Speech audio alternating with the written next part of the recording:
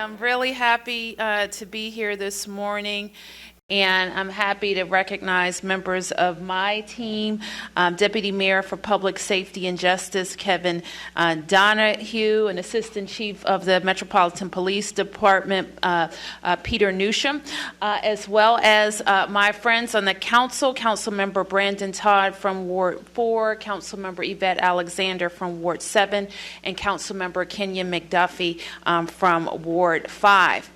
We are also joined by 8 of the 25 recruit officers who are currently enrolled in the MPD Police Academy recruit class 2015-11. Give them a big round of applause.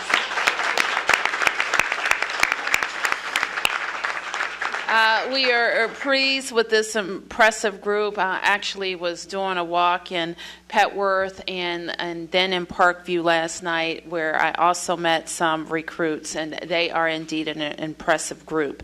Between them, they have 17 bachelor's degrees and 2 master's degrees. 8 are military veterans, and several have prior work experience in education, business, and government. We are going to be very happy to welcome them on the 4th.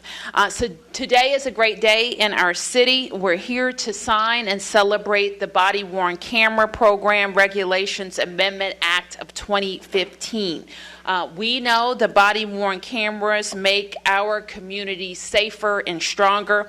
They increase accountability among all parties involved in public safety interactions. They improve police services, and they help us create an environment of trust between police officers and our community.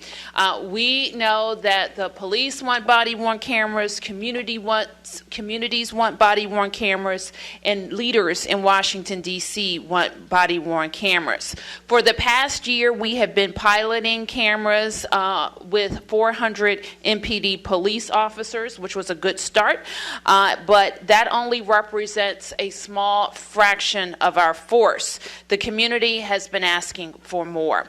So since this spring, I've been pushing for the full expansion of the program. We had a lot of conversations and negotiation around how our program would be rolled out in the District of Columbia. And I want to thank the council for working with me to develop the most comprehensive, innovative body-worn camera program in America. Let's hear it for the council of the District of Columbia. I am very proud of the legislation, and I'm very proud of my team. I want to thank Kevin especially and his team for really working hand in hand with Councilmember McDuffie and the Judiciary Committee on the set of regulations that I am prepared to sign today. This program balances personal privacy with public transparency and accountability. By next summer, all 2,800 patrol officers will have a camera, so we will be able to record all interactions that the police have with the public. We will deploy the body cameras to officers on a fast-paced schedule as well. The first shipment of 700 cameras will arrive in February, and we will get the last shipment by June. The legislation makes ours one of the most transparent programs in the country as well. The district is setting a new best practice by allowing any subject of a body camera recording the ability to go to their local police station and review their body camera footage. And that will be at no cost. We are also setting a new best practice by making the vast majority of interactions between officers and the public available through FOIA. That said, this program also protects privacy where privacy should be expected. Our legislation will protect body camera footage recorded inside a person's home, and it will protect footage involving domestic violence, sexual assaults, and stalking. In matters of great public interest, such as officer-involved shootings or use of force, as mayor, I have the authority to release body camera footage to the public, even if that footage would not otherwise be subject to FOIA.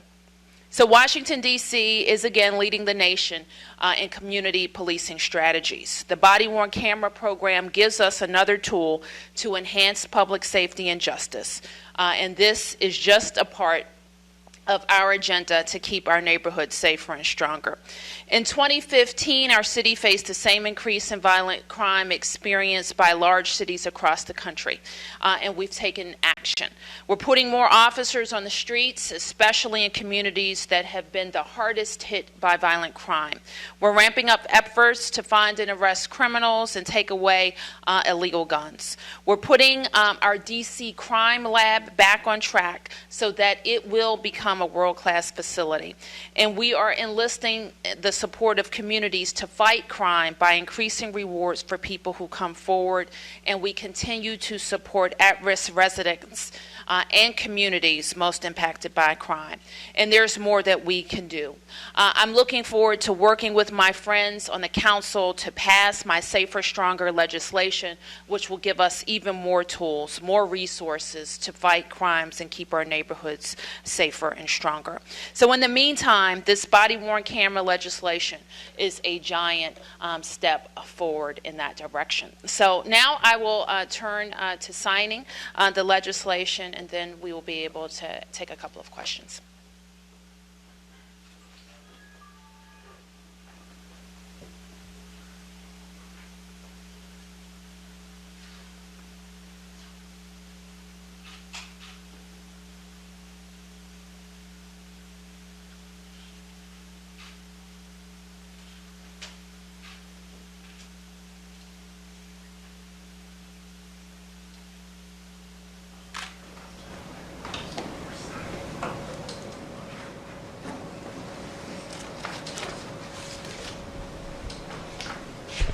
I do this a lot on all of the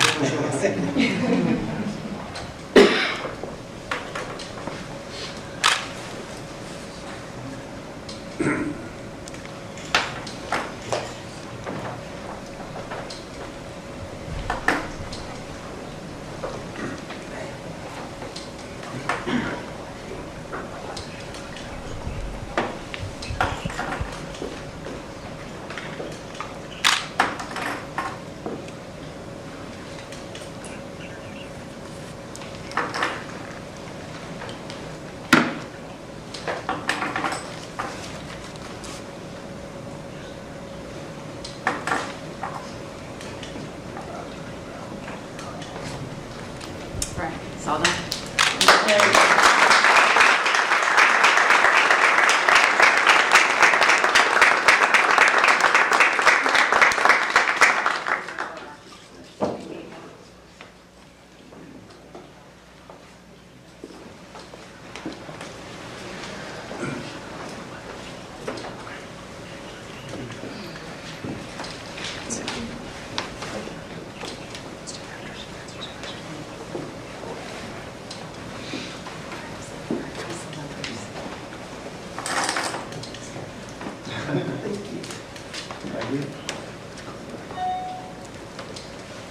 All right, I'm happy to take any questions.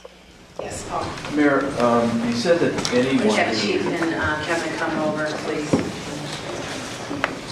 Can you break down, you said that anyone who is caught on body camera that's involved in the scene of the footage can come in and view it for themselves.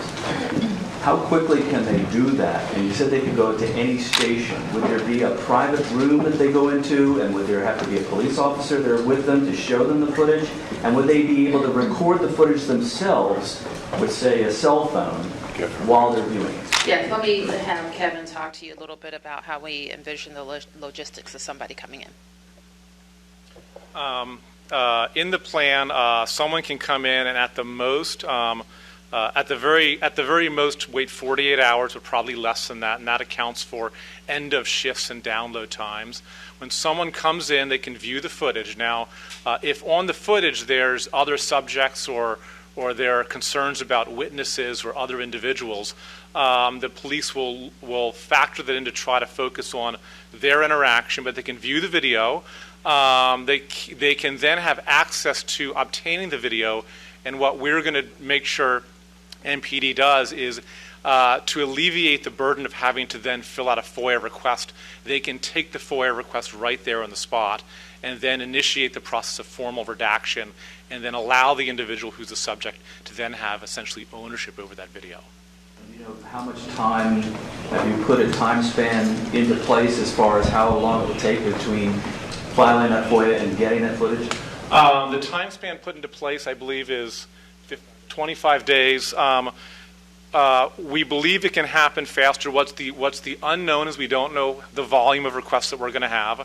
And then based on the amount of redaction that's going to occur, the technology around redaction is getting better. And as it gets better, the redaction will be able to happen faster. But I don't have any doubts about the ability of the department to fulfill that time frame.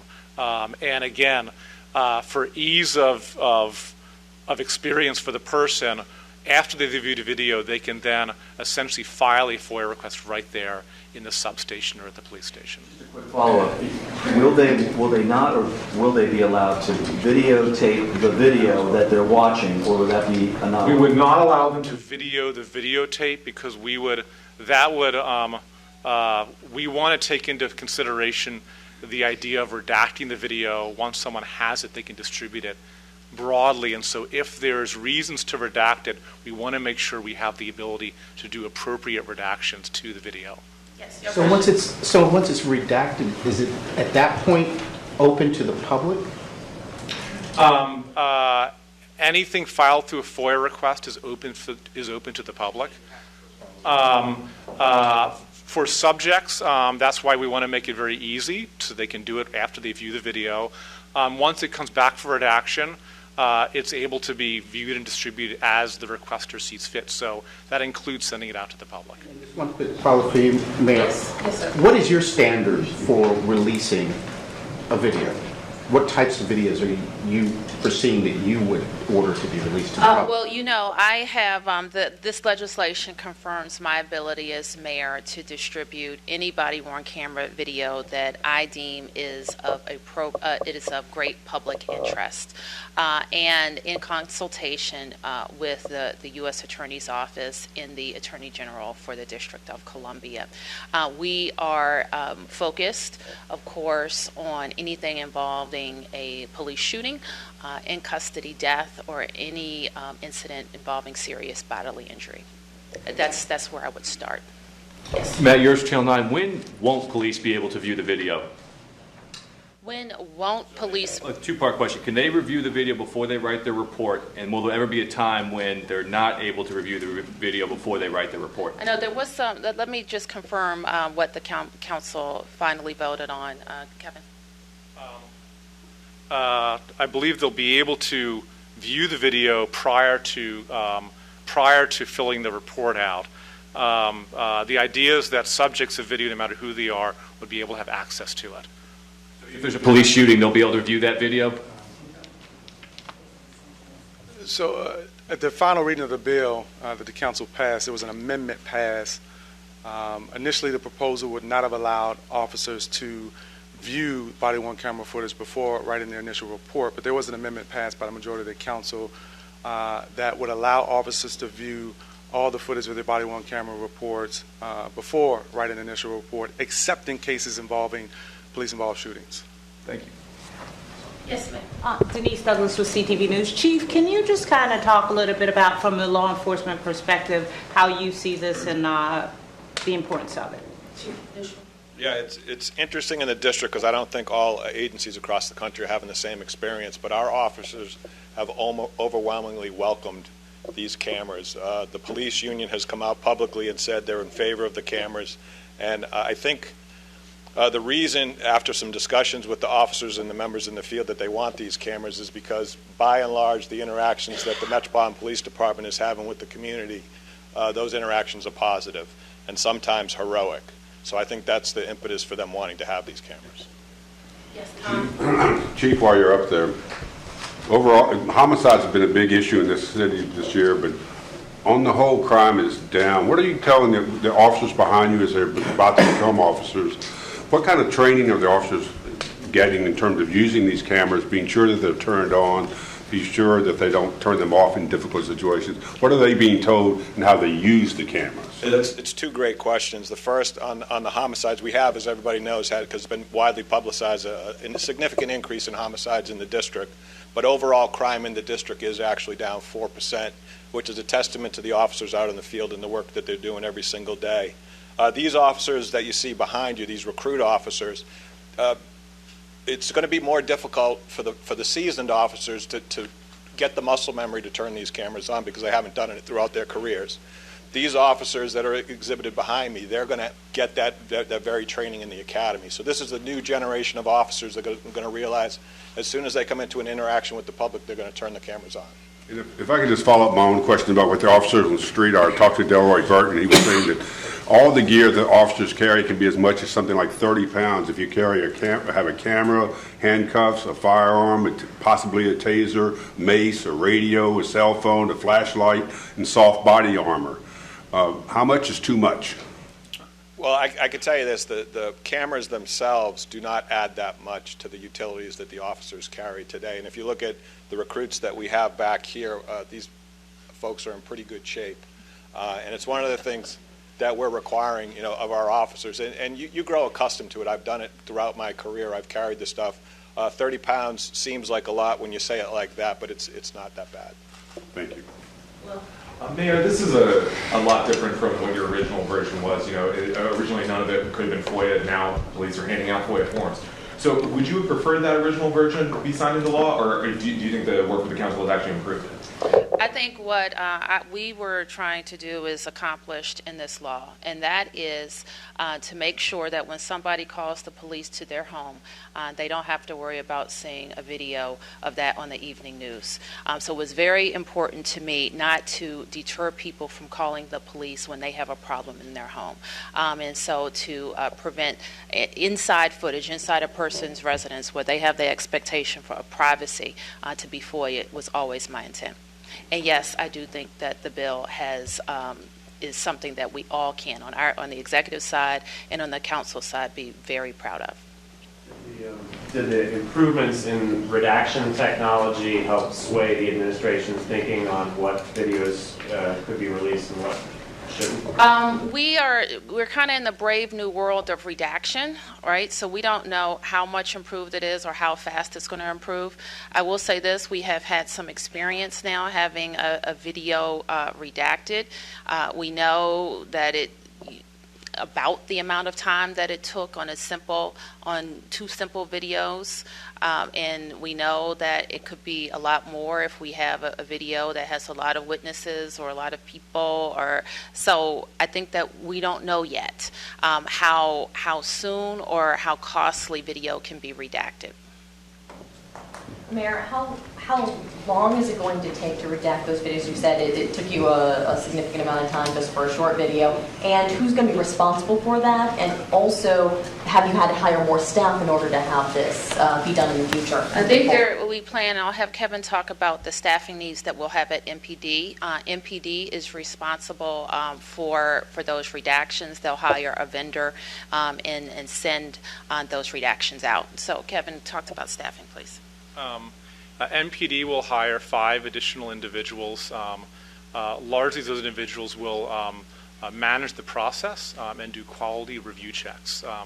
To give you a sense of the 2 videos the mayor spoke of, it took about a week, and that includes sending it back two times to the vendor after doing quality checks, seeing the face of the cell phone, seeing things that probably ought to get redacted, and so we had to send that back a couple of times. So, and then in all, it wound up taking about a week. And that was a very straightforward video with one subject whose privacy we wanted to protect, as well as the first responders. Has the cost of those 5 additional people already been added into the budget? Yes. Those are costs that MPD can absorb in their budget. You call this the most comprehensive program in the country. In what ways is that true? How is it different from what other cities and states are doing? I think that we have the most, right? At the scale, the most comprehensive. Yep. It's comprehensive in public access. It is really fully comprehensive in subject access. There's a research component that allows for academics to do research. And when you look at other programs around the country, the very few that that are that extensive in public access are in pilot phases. If you look at the actual numbers of cameras, they're relatively small. So we're taking a program and being as aggressive as any jurisdiction in the country with access, but doing it with 2,800 patrol officers. So having something across an entire department of a large city and having it be comprehensive is a combination that I think puts us at the leading edge of it.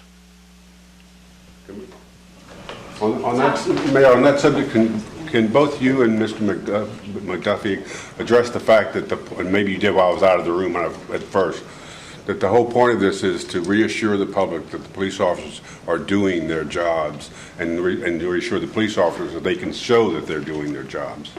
That this is not just to show us horrible video every 3 months, but the point is that the police officers are doing their jobs. I think that the I was having a horrible time. Right. They're going to even have tasers now. Right. For the police, I think it was mentioned already by the chief, the police want the cameras because they want accountability on all sides, that we all need to hold ourselves accountable to have appropriate police-community relations. And the camera allows both sides to have a snapshot of the record. One thing that we learned from the recent release is that it is indeed a snapshot. It does is one piece of the puzzle that can help us understand police and community interactions. But once again, we are very grateful for the partnership with the council and working with us, not only on the regulations, but in supporting my budget request of $5.1 million that will allow us to have a fully robust program in the District of Columbia. Yep. How will these recruits hit the streets? And also, could one of them kind of come up and just tell us exactly how they feel about this? You guys graduate in May? Yes, ma'am. In May. They're going to hit the streets in May. Was the last question? Could you talk a bit more about the amendment Councilmember McDuffie mentioned? That came sort of late in the vote. A couple council members opposed it because it wasn't even the writing that you read on days. Can you talk about the timing of that and why you thought it's necessary for police officers to see footage before writing the report? Sure. Let me have Chief Newsham speak to it. Yeah, there was a lot of concern that folks who were the subject of the video other than officers were having an opportunity to see the video. And I think in an interest of fairness, some council members came forward and they recognized that. And they said that the officers should be afforded the same opportunity to review the video as anyone else in the community. Sure. Just to Tom's point about the body cameras. As the mayor mentioned earlier, what we have is the most expansive and thorough body camera guidelines in the country. As the goal for the cameras, as the chief pointed out initially when they started the pilot program last year, and as the mayor stated, I've stated, is to promote accountability and transparency, both amongst law enforcement officers as well as the public. But I think it's important to note, though, that these cameras are not a panacea designed to address all the issues that have historically existed in communities of color in terms of mistrust of law enforcement. It is a tool. It is a 21st century policing tool that will help law enforcement against false complaints by the public, but also help the public in terms of transparency and accountability and allowing us greater insights into how police do their work. And so I think it's a win both for the public and every resident and visitor to the District of Columbia, as well as a win for our law enforcement partners here at MPD. All right. Thank you, everybody. Thank you.